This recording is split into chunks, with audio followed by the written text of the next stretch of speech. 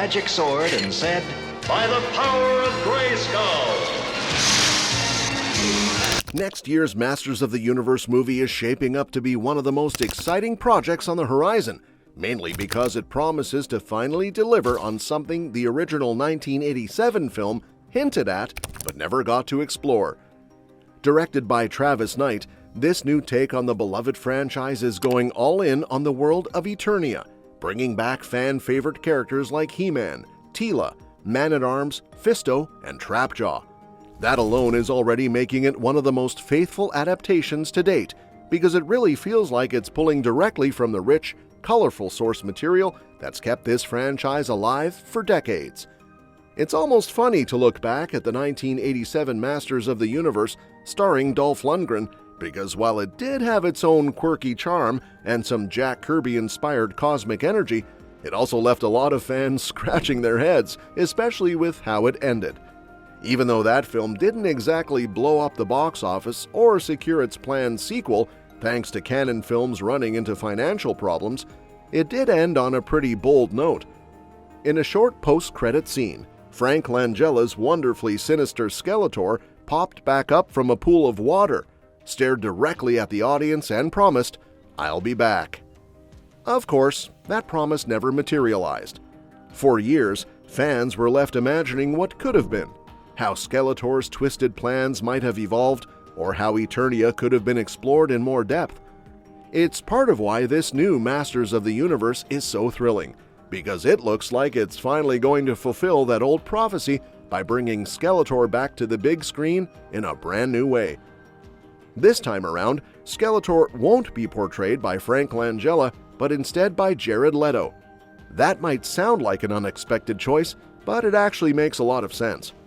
Leto's shown he can completely transform for a role, and Skeletor isn't just some generic baddie, he's a theatrical, menacing, often darkly funny character who needs to command every scene he's in. Given how Skeletor was originally crafted by Mattel designer Mark Taylor and has been He-Man's arch-nemesis since way back in 1981, it's kinda surprising he's only had one live-action portrayal before. So, getting to see him finally step back into the spotlight with a ton of material from comics, cartoons, and toys to draw on feels like something long overdue. It also helps that everything about this reboot seems carefully built to honor the classic Masters of the Universe lore while still feeling fresh. We're talking accurate costumes, a sprawling cast of iconic characters, and all the larger-than-life drama that comes with the Power Sword and the eternal battle between good and evil. Unlike the 1987 movie, which weirdly spent more time on Earth than on Eternia, almost like the filmmakers were a bit embarrassed by the sheer fantasy of it all, this version appears ready to fully embrace the outlandish, spectacular, and even slightly goofy elements that have always been part of the franchise's charm. One interesting shift, though, is that this movie won't feature any version of Courtney Cox's character, Julie, from the original. If you've only ever seen the 1987 film, that might seem a bit strange because Julie was actually one of the main characters. She was just a regular human caught up in the cosmic conflict after Skeletor's forces brought the fight to Earth.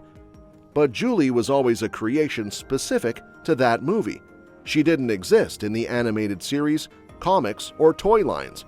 So it makes sense that this new film isn't bothering to replace her with a similar outsider character. Instead, it's focusing purely on Eternia and its vast cast of heroes and villains, which is honestly exactly what most fans want. Another huge reason for optimism is the casting of Nicholas Galitzine as He-Man. While he's mostly been known for roles in modern romances like The Idea of You, he's clearly thrown himself headfirst into this project.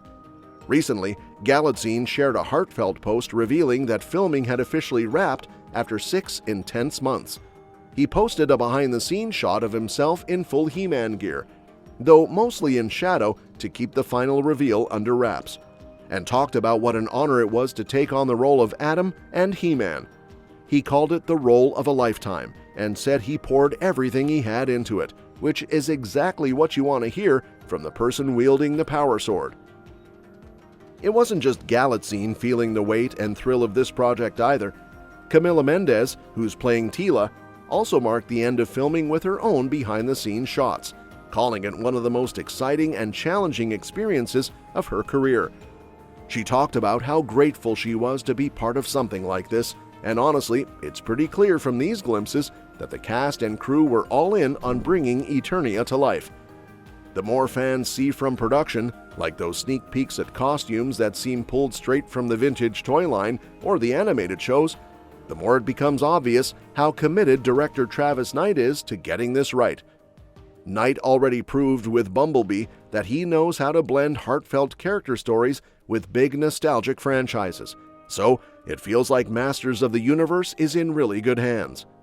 Even though this movie is making some tweaks, like having Adam exiled to Earth as a child and rediscovering his connection to Eternia later, the core imagery and spirit seem totally intact.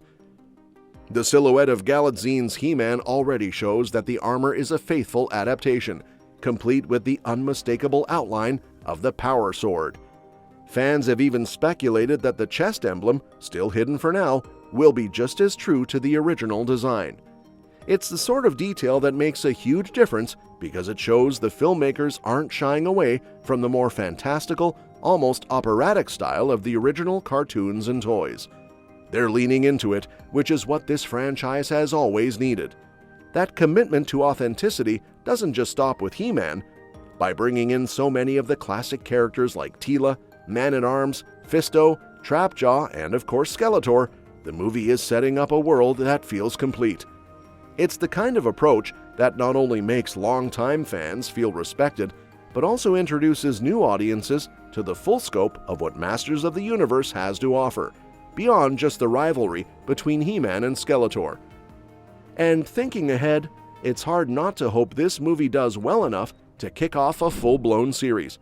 There's so much potential for sequels, especially since Skeletor's return has been a promise hanging over the franchise since that old post-credit scene back in 1987. With Jared Leto now taking on the skull-faced villain, there's an opportunity to craft a really compelling multi-movie arc that could explore even more of Eternia's wild corners. Because who wouldn't want to see Snake Mountain in all its eerie glory?